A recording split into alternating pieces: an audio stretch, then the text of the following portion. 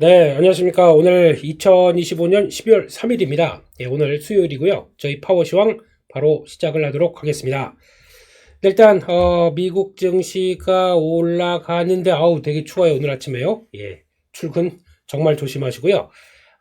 때릴 때 12월입니다. 예, 연말이 다가오는구나 라는 생각은 드는데 추워요. 예, 엄청 춥습니다. 네, 그래서 미국 시장 마감한 내용들을 보게 되면 일단 또 그래도 반등으로 마감을 합니다.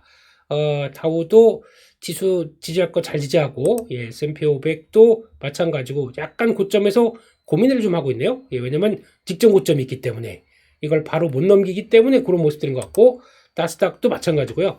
장중에 여기가 안착을 빨리 해야 된다.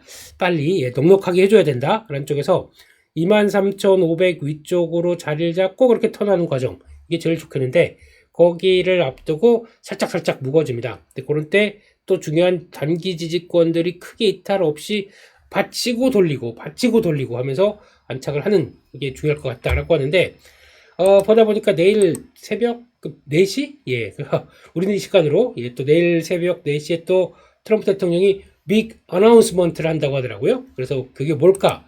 연준 의장? 예.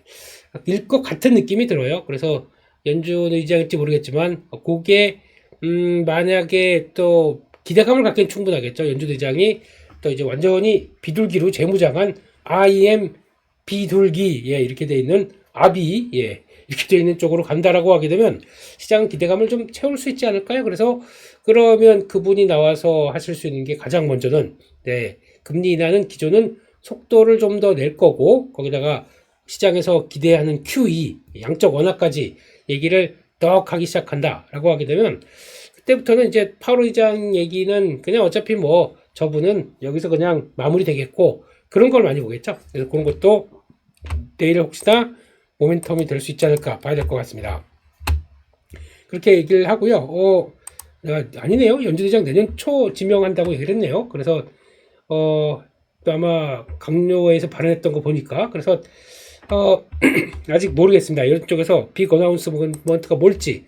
그러니까 또 원래 트럼프 대통령이 그렇잖아요. 또 이제 뭔가 분위기 막 잡아놓고 막상 발표하는 거 이게 뭐야 뭐 이럴 수도 있기 때문에 아무튼 그렇게 좀 봐야 될 것 같습니다. 그래서 일단 미국 증시 올랐던 가장 큰 내용들을 보게 되면 핵심은 비트코인이에요. 예, 이번 오늘 시장의 강한 모습들이 비트코인 급등하면서 일단 SEC가 뭐 좀 이따 보시겠지만 SEC가 뭐 좀 풀어놓는 게 있긴 있는데 그럼으로 인해서 그동안 좀 위축됐던 비트코인이 갑자기 올라간다. 이게 또 위험 자산의 끝판왕 아닙니까? 예, 근데 그게 약간 리스크를 많이 좀 경감시켰다는 쪽으로 시작을 해석하고 거기다가 이제 유동성 돌아와 이제 그동안 걱정했던 유동성이 돌아온다란 쪽의 자신감이 이런 쪽으로 나온다라고 하게 되면 이것도 하나의 또 변화라고 봐야겠죠. 그래서 그런 것도 시장에 긍정적인 요인들을 끼쳤다 보니까 이제 비트코인 5%가 올라가다 보니까 9만 9만 천 넘어갔죠. 예, 그런 쪽이고 이더리움 7% 올라가고 또 나왔던 코인의 대부분이 미국산 코인입니다. 미국산 코인 뭐더라 뭐 아발란쉐 또 이렇게 좀 리플 뭐 이거 쫙 있잖아요. 이런 거. 예, 그래서 그쪽들이 규정을 많이 완화시키다 보니까 미국산 코인들이 훨씬 더 좋겠다라는 쪽들의 분위기가 같이 연결시키면서 나왔다고 봐야 될 것 같고요. 뭐 미국산도 있고 뭐 한국산도 있고 예 그래도 예, 뭐 소고기인가요 이거? 예 그렇습니다. 이렇게 봐야 될 것 같고 지표들은 뭐 그렇게 크게 변화가 되는 게 별로 없습니다. 예 달러 약간 약세 10년물도 4.1은 저항 이런 모습들로 받고 있고 1467원 이렇게 되면은 1470원은 단기적으로 일단 목가란 쪽으로 나오는데 이게 어느 정도 공감대가 펼쳐져야 될 것 같죠. 그렇게 봐야 될 것 같고 오늘은 또 비트코인 쪽이 하도 강하다 보니까 이쪽으로 관심이 집중됩니다. 그래서 나머지 원자재는 가스 약하고 금, 은, 구리 뭐 다 이쪽은 약간 오늘의 주인공은 내가 아니야 라는 쪽으로 바라보면서 그렇게 나오고 있고요. 야간 선물은 0.28% 상승했습니다. 그러다 보니까 오늘 일단 4천선이 넘어가겠죠. 근데 4천선보다 더 중요한 거는 제가 보기에는 요 직전 고점 때 나왔던 요 자리 이게 무슨 의미가 있냐 싶겠지만은 제가 보기에는 요 자리입니다. 요 자리. 그러니까 즉 4010선 여기가 안착해서 다음 자리로 가느냐. 이거는 약간 코스피 분봉입니다. 예, 분봉 좀 장기봉. 예. 그렇게 나오다 보니까 그 정도가 4010선에서 안착해서 끝나줘야 아이고 이상 없다. 그럼 4050, 그 다음에 지난번 4090, 4100선 이렇게 쭉 올라가는 근거가 될 것 같습니다.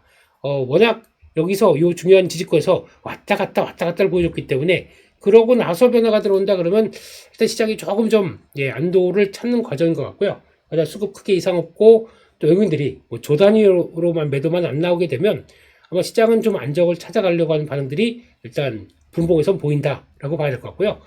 끌어내렸다가 또 반등하고 끌어내렸다가 반등하고 이게 세 차례 하면서도 완전히 3,800선 중반을 지지했더니 그 다음에 나오는 효과다라고 하게 되면 그것도 뭐 예 그렇다. 근데 아직까지는 매도 세력, 그러니까 시장을 끌어내리는 세력도 만만치 않긴 있습니다. 이렇게 보게 되면 그거를 다 조용히 해, 그만해, 이제 됐어, 가자 이런 식으로 약간 시장이 다독이고 끌고 갈 수 있는지 이게 가장 큰 관건이기 때문에 그거의 단계별 흐름 한번 계속 또 보시고 어떤 상황들을 맞춰가야 될 것 같지 맞춰가야 될 것 같다. 그렇게 일단 바라보고 있습니다. 새벽에 방송이 이렇게 힘드네요. 죄송합니다. 자꾸 목 상태가 예 그렇습니다. 그런 쪽으로 보고요.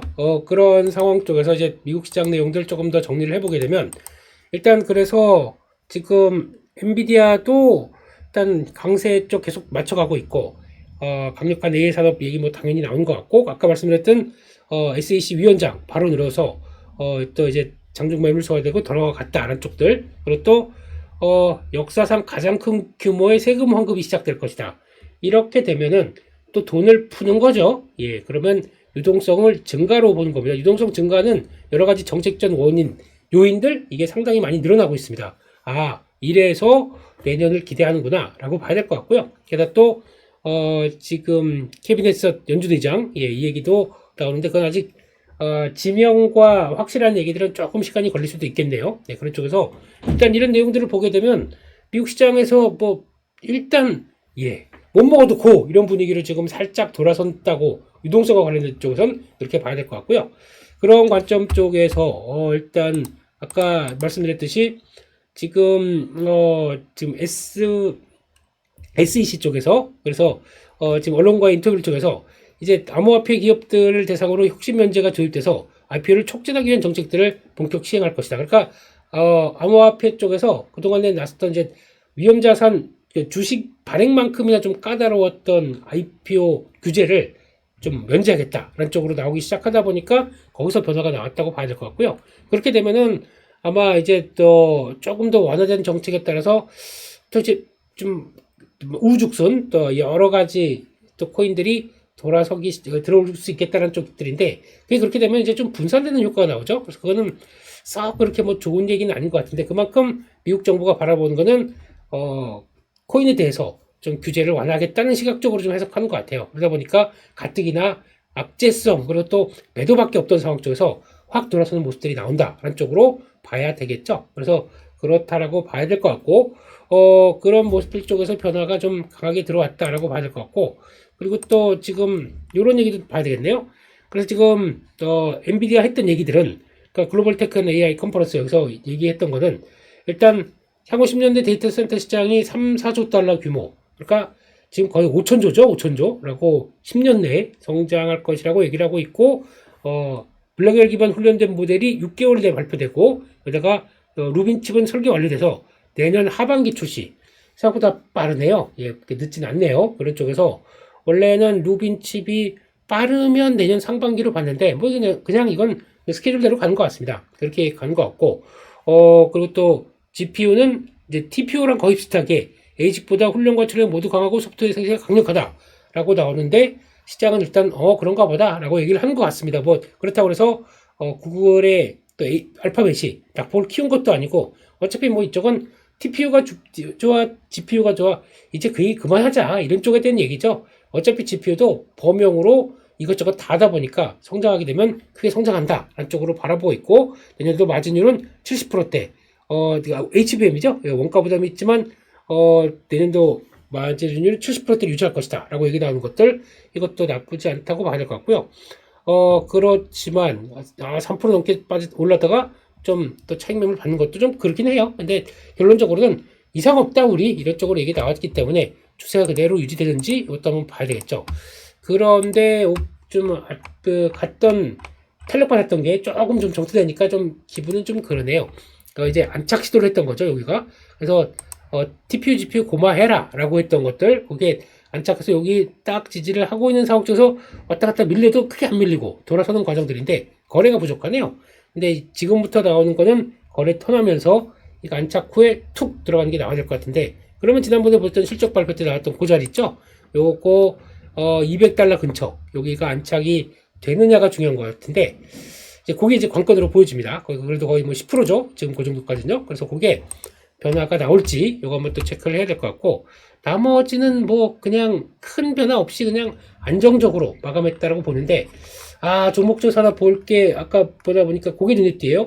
심보틱, 이게 주가가 급락했습니다. 밸류 관련된 쪽에서 얘기가 나오면서, 이거는 무슨 종목이냐면 로봇 쪽입니다. 미국에 그래도 개인적으로는 될 만한 로봇 중에 하나로 보고 있는데 이게 급락을 했어요. 그래서 오늘 미국 보고 혹시나 우리 로봇주들이 이런 걸 빌미를 삼아서 차익 매물이 장초반 나오는지 이것도 좀 눈여겨봐야겠습니다.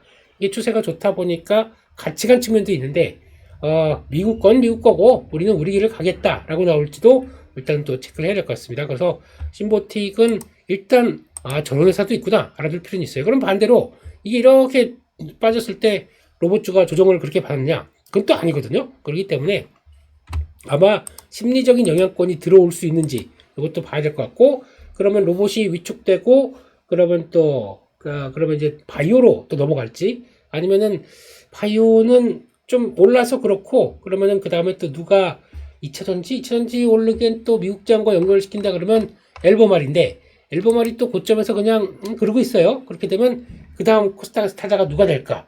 반도체 소부장? 뭐 이런 쪽으로 이것저것 보는데, 보니까 아까 마블 테크놀로지 실적 발표했는데 장시간외로 보니까 출렁출렁거려요. 그래서 그렇게 하긴 좀 그렇고, 그럼에도 불구하고 그래도 어플라이드 머티리얼이나 이쪽들 분위기 또 나쁘지가 않아요. 그래서 지금 보면은 어플라이드 머티리얼 이거 강하네요. 그리고 또 나머지 쪽들, 네, 이쪽 보게 되면 또 반도체 소부장이 갈 것 같기도 하고, 예, 아무튼 신고가네요. 지금 탄력 정고점 넘어갔네요. 예, 그렇게 보니까 그럴 수도 있겠다 하는 쪽에서 일단 네, 오늘은 또 누가 주인공이 될지 미국장을 통해서 보는 국내 시장의 동향들입니다. 그것도 한번 체크를 해야 될 것 같습니다. 그래서 오늘 이제 국내 증시 관련된 쪽들은 이것도 한번 또 뉴스 한번 챙겨보면서 바라보도록 하겠습니다. 가장 먼저 봐야 될 게 일단 국내 시장 쪽에서 삼성전자 얘기 나오죠. HBM3, HBM 안 한다고? 라고 보시면 안 됩니다, 이건요. HBM3를 생산 감소하고, 범용 DRAM 쪽으로 전환시키겠다. 라고 하게 되면은, 이게 일단 결론은, 유료 컨텐츠인가요, 이거? 그러면 안 보이겠네요. 예, 그런 쪽에서. 일단 중요한 거는, 어차피, DRAM을, 수익성 극대화로 간다. 그러면은 HBM3는 지금 약간 범용 쪽으로 바뀌다 보니까 그렇게 기술력이 높은 쪽도 아닙니다. 그리고 또 이거는 공급을 할 때 한 30% 정도 좀 다운시켜서 경쟁사한테 공급시켜서 이제 시장 캐파를 내가 마켓 쉐어를 좀 차지하려는 전략적으로 가고 있어요, 삼성전자가. 그러다 보니까, 그런데 아직까지는 이거보다는 어차피 다음은 HBM4다라고 생각을 하고 있기 때문에 그쪽과, 그리고 또 범용 DRAM 현상, 이게 어디 쓰냐면 DDR5, LPDDR, 그리고 GDDR7 같은 이런 쪽으로 넣고 이쪽을 더 강화시키겠다는 쪽들. 왜냐면 지금 또 DRAM 가격들도 폭등해 있는 상황 쪽에서 생각보다 이쪽도 짭짤한 부분들이죠. 그렇기 때문에 요거는 더 늘리지 않고 이 정도 주고 나머지 DRAM 생산 쪽으로 라인을 그대로 강화시키겠다라는 쪽으로 봐야겠죠. 그렇게 보면서 이쪽도 그러면 결국에는 지금 LPDDR5도 지금 엔비디아가 비싸다 보니까 지금 DDR5나 이쪽들이 비싸고 쇼티지가 나다 보니까 이쪽까지도, 이거 원래 모바일에 들어가는 겁니다. 이것까지도 가만히서 쓰겠다고 하다 보니까 그쪽도 짭짤하네, 그거 쓰자. DDR7은 이제부터 내년부터 루비네에 들어가기 시작하게 되면 이거 준비해야 되겠죠. 그러다 보니까 삼성전자의 전략 나쁘지 않다라는 쪽에서 보여주고 있고, SK하이닉스보다 높은 영업이익률을 수익성 측면에서 확실히 앞서는 것. 야, 이게 예전에는 쳐다도 안 보던 하이닉스, 에이 왜 이래, 우리가 삼성이야 삼성, 그랬던 게 이제는 쫓기는 입장이죠. 그래서 이런 쪽으로 보고 있는데, 그래도 아마 단가 측면으로는, 그리고 또 HBM3도 아마 엔비디아가 인정해줬기 때문에 훨씬 더 지금 단가는 하이닉스가 훨씬 더 높다라는 쪽들을 이제 앞으로 어떻게 쫓아갈지 이렇게 나오는 것 같습니다. 이렇게 되면 여기 관련된 수혜들이 있겠죠. 이것도 잘 보셔야 되겠죠. 이런 거 다 DDR5도 모듈화돼서 기판에 쌓여져 나간다. 기판, 네, 이런 것들도 준비를 하고 있다라고 하게 되면 또 이제 관심을 계속 가져야겠죠. 그렇게 봐야 될 것 같고, 두 번째로 이겁니다. 로봇 쪽. 로봇을 어떻게 보느냐라고 말도 많고 탈도 많고. 그런데 로봇 쪽들 얘기하게 되면은 아이고 또 급등한 종목들 가지고 그러네. 아유 신뢰감이 안 드는데 라고 하지만 계속 올라가요. 그렇기 때문에 이거는 제가 그래서 어제 연합뉴스 경제TV에서 그런 표현도 썼어요. 이렇게 계속 올라가고 올라가다가 결국에는 나중에 빵 뛰게 되면은 저희 성장주에 막 몰려가서 이제 끝판왕으로 보여주는 거 있죠? 예, 그 에코프로 사태 그런 것처럼 한번 그렇게 강하게 뭔가 이제 쫙 하고 한번 또 올라서 아들 레인보우 로보틱스 있지 그 아들 믿어 뭐 이런 거 기사 나올 그런 얘기 나올 때까지 그때까지 또 한 번은 또 광적인 모습들이 한번 나오는 거 아니라고 생각이 들더라고요. 예, 그래야 주가가 이제 고점을 치고 빠지는 과정들이 나오겠죠. 그런 쪽에서 아직은 뭐 끝나지는 않았다고 생각이 들고 있고 왜 그러냐고 봤었을 때 요게 또 핵심입니다. 한국 감속기를 왜 보냐? 일단은 지금 가장 많이 얘기하는 것 쪽에서 일본과 중국 기업이 양분했던 시장 쪽에 한국이 이제 들어서면서 변화가 들어오고 있다라는 쪽으로 바라보고 있겠죠. 왜 그러냐면은 일단 지금 감속기, 모터 그리고 또 액추에이터 이런 쪽들 이게 가장 핵심이라고 보는데 로봇 원가의 30-40%를 차지한다고 합니다. 왜냐면 자유자재로 움직이게 되는 그 핵심적인 부분들이 솔직히 이거 철 하나로 스테인레스 뭐 이런 걸로 딱 들어가서 하면 끝이지 않습니까? 근데 그 중간에 연결시키는 동작 이게 나오기 시작하게 보게 되면 그거를 맞춰가는 흐름 쪽에서 가장 중요하고 정밀도를 요구하겠죠. 그런데 일단 일본은 납품이 길고 가격이 높습니다. 우리는 장인 정신으로 보여주다 보니까 그렇다고 봐야 될 것 같고 중국은 정밀도 약간 좀 떨어져요. 그런데 쌉니다. 생각보다 저가로 많이 들어가고 있죠. 근데 요즘 많이 올라갔다고 하는데 그리고 거의 다 중국산은 미국이나 아니면 북미 쪽으로 못 들어갑니다. 어디서 왔어요? 예, 차이나입니다. 그러면 집에 가세요. 예, 다 우리는 웬만하면 안 써요. 라고 하다 보니까 그러면 반사이익을 높은 걸 쓸까요? 아니면 그래도 적당하게 브랜드 알려져 있는데 납기 딱딱 맞추고 그나마 가성비 있는 쪽 그러니까 일본하고 중국 사이에 있는 거죠. 그런 상황 쪽에서 기술력은 떨어지지만 가격은 또 싸고 그러다 보니까 거기서 노크가 들어오면서 한국산에 대한 관심이 좀 높아진다. 이게 핵심이라고 보면서 그러다 보니까 그러면 미국의 빅테크에 납품하는 기업들이 누구라고 했을 때 거기서 변화가 오면서 나오기 시작하는 거죠. 그래서 일단 SPG는 일단 LG 쪽으로 먼저 들어가기 시작하면서 변화가 들어왔어요. 그래서 지금 얘기로는 추가로 지금 미국 쪽 얘기 나오는 것 같은데 일단은 LG와 손잡았다는 것 때문에 이제 저렇게 강한 모습들이고 거기다 특히 감속기 요거 한번 기억을 해 주시면 좋을 것 같습니다. 3종 세트가 있습니다. 유성, 하모닉, 사이클로이드, 유하사, 유하사. 그래서 유성은 일단 사족 보행 로봇에 거기 많이 쓰이고 하모닉 감속기는 정밀도가 중요해요. 그러니까 약간 휴머니드 로봇 쪽에 많이 들어갑니다. 그런 쪽이고 그리고 사이클로이드 감속기는 약간 큰 대형 산업용 그러니까 즉 산업 자동화 쪽에 들어가는 협동 로봇 쪽에서 뻥 찍고 막 이런 큰 것들 있죠. 랩 같네요. 예, 그런 쪽에서 로봇의 관절에 들어갑니다. 그래서 그런 쪽으로 봤었을 때 국내 업체들이 그래도 어떤 기술력이 높다라는 쪽들은 아직까지는 물론 차이는 있겠지만은 사이클로이드나 다른 회사들 많은데 요쪽에 조금 더 이쪽에 좀 더 높고 기술력이 요하는 쪽은 하모직은 조금 좀 일본에 떨어지지 않느냐 그런 반응이었습니다. 근데 그런 쪽에서 변화가 들어오고 있다는 것들 그러다 보니까 일단 여기서 나오는 것들 그럼 액추에이터 업체들 한번 쫙 보게 되면은 하모닉 감속기부터 여기서 보게 되면 일단 SBB 테크 나오기 시작하죠. 그래서 그리고 또 감속기 쪽에 유린 PTS 나오기 시작하고 거기다가 요거만 나오고 있는데 그거 말고도 DIC도 들어간다고 얘기를 하고 있고 그런 쪽인데 이걸 세 개 다 3-in-1 솔루션으로 공급하는 회사가 사면이죠. 이게 나오기 시작하고 그 밖에 또 이렇게 되면은 우리 캐스팅 다이 캐스팅 쪽에서도 예, 딸 좀 캐스팅 해주세요. 예, 다이캐스팅 주조하는 쪽에서도 강점을 보이는 회사들, 뭐, 한라캐스트, 이런 것들도 들어가기 시작하면서, 요런 구조로 지금 다, 지금 부각받을 만한 것들이 나오죠. 그런데, 결국에는, 그럴 때 우리가 또 기술력이 가장 끝판왕, 손 좀 보여주세요. 라고 하게 되면, 로보티즈, 뭐, 또 원익홀딩스, 이런 것들도 아직 주가가 그렇게 탄력받기 전에 이렇게 딱 움직이고 있는 상황이기 때문에, 이것도 관심 있게 봐야겠다. 하는 쪽들도, 요것도 한번 눈길이 갑니다. 그래서, 이런 것도 있구나 하는 쪽에서 이런 이제 로봇도 나중에 가게 되면 어제도 JP모건에서 찝은 게 그거예요. 로봇 쪽에서 휴머노이드 로봇에서 가장 중요한 것들을 두뇌라고 하는 대가리라고 했다가 혼났어요. 예.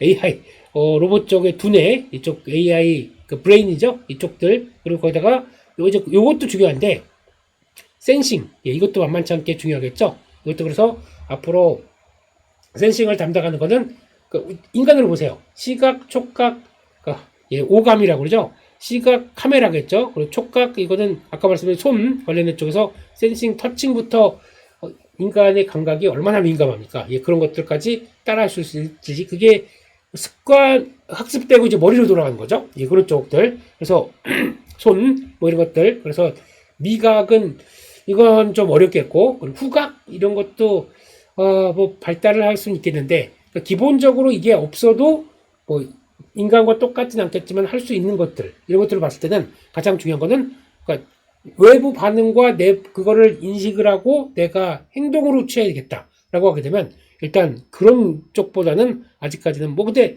지난번에 CS2025인가 거기서 보니까 미각을 앞선 뭐 이렇게 한번 딱 찍게 되면은 그걸 가지고 맛을 분석하는 로봇인가 뭐 기계도 나오기 시작하더라고요. 그렇기 때문에 그런 것도 있다고는 하지만 그게 로봇에 들어가서 요리하는 로봇이 아니라고 하게 되면 요리하는 로봇도 그냥 벌써 정형화된 것들 여기는 소금 15g 들어가고 여기는 우리 비법이다 라고 하면서 뭐 이제 동치미 한 숟갈 이게 아니라 이제 정형화 쪽으로 들어간다고 하게 되면 맛을 볼 필요도 없겠죠. 그런 쪽에서 그런 관점 쪽에서는 일단 촉각과 그리고 또 이제 그 관련된 손과 관련된 쪽들 이게 가장 지금은 중요하구나 라는 쪽으로 나가기 시작한다는 것도 한번 보실 필요가 있다 라는 쪽으로 봐야 될 것 같습니다.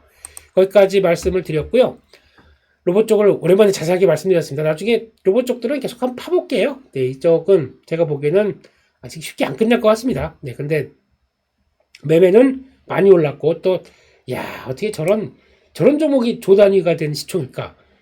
한때 트렌드가 그렇습니다. 근데 또 아주 지금부터는 아주 세게 올라가서 강하게 들어올 때 그때 잘 팔고 나오겠다. 이런 관점들로 보시는 게 제일 중요할 것 같다. 그렇게 봐야 될 것 같습니다. 또 전력 설비 쪽들 얘기가 많고 또 걱정도 많고 주가가 빠지게 보면 그렇게 되는 것 같은데 그래도 국내 업체들 잘 하고 있고요. 그중에 효성중공업 얘기가 나왔는데 이런 쪽으로 봤을 때 뭐 지금 전체 전력의 약 90%가 대형 변압기를 통해서 공급되고 있다고 합니다. 그런데 미국 현재 대형 변압기는 약 70%가 설치된 지 25년 이상. 그러니까 즉 이것도 대형 변압기를 통해서 가는데 거의 노후화됐어요. 이것도 대규모 교체 수요가 발생할 수밖에 없겠죠. 게다가 지금 AI 쪽 가지고 데이터 센터 계속 확충하고 있는 상황들인데 나머지 잘못하게 돼서 쪽쪽 에너지를 다 전력을 다 그쪽으로 빨아 들어가고 있고 그렇게 되면 만약에 또 미국에서 혹시나 정전 한번 나온다. 그러면 전력 설비 쪽에 있던 몸값이 팍 튀겠죠. 그런 쪽에서 효성공업이 이제 테네시주 멤피스 초고압 변압기 공장을 증설을 한다. 라는 쪽에서 기존 대비 2배로 가고 있습니다.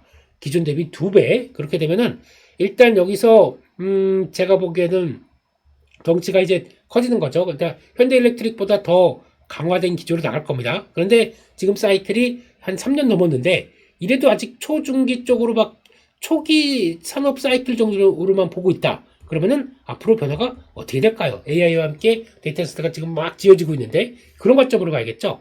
증설이 사이클에서 그 호황 때 증설한다. 이건 나중에 그냥 타격 그렇습니다. 근데 이게 만약에 그게 아니라 초기에 가깝다라고 판단이 들어서 증설한다.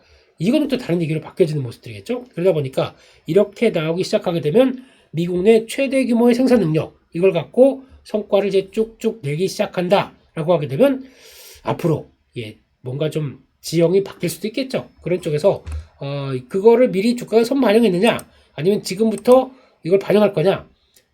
이따 좀 잘 보셔야 되겠죠. 그런 쪽에서 이런 전력 설비 쪽도 쉽게, 그러니까 이번에 주가가 안 가다 보니까 아이고 힘들어라고 하지만 전망은 나쁘지 않다. 얼만큼 적정한 물량으로 잘 끌고 갔냐, 이것도 하나의 숙제인 것 같기 때문에 그렇게 또 한번 보셔야겠다라고 바라보고 있습니다. 여기까지 말씀드렸고요. 그래서 어제 강했던 섹터들을 한번 요것저것 보면서 말씀을 드리게 되면은, 어제 자동차 쪽 강했죠. 네, 자동차 쪽 강했는데 일단 관세 소급 때문에 그래서 뭐 다 아는 얘기 가지고 이렇게 올라와요. 근데 뭔가 시장에서는 그래도 끌어올릴 섹터가 하나가 필요했기 때문에 그 중에 하나가 자동차였다. 그러니까 반도체 강하고 자동차 강하고 이런 쪽들. 그러면 이게 제일 중요한 건 연속성이 있느냐의 문제입니다. 다 좋은 거 알겠고 아직 판매량이 드라마틱하게 올라오진 않아요. 그러다 보니까 연속성은 또 이제 조금 한번 볼까요? 예, 지금 현대차를 보게 되면은 지금 구조에서 이제 만약에 본다라고 하게 되면 지금 이제 횡보하다 보니까 언제든 매수가 들어올 수는 있었습니다. 들어오게 되면 다음 저항 때 여기 28만 원대부터 28만 5천 원대 요 정도쯤까지는 일단 저항인데, 거기까지 쓱 들어오게 되면은 일단 또 지난번처럼 여기 저항 맞게 되면 한 번쯤 그렇잖아요. 그래서 한번 쭉 횡보하고, 그렇기 때문에 바로 가는 거보단 저항이 일단은 그 정도까지는 이제 또 봐야겠다라고 보고, 또 다시 뭐 사든가 이렇게 하는 게 더 좋겠죠. 하지만 이런 가운데서도 제일 먼저 봐야 될 거는 현대 오토에버. 성장을 보는 거죠. 같은 쪽이지만 현대차에서 성장을 바라본다. 그럼 뭘까라고 했었을 때 나올 수 있는 단어, 그러면 현대오토에버가 훨씬 더 그걸 보여줄 수 있겠다.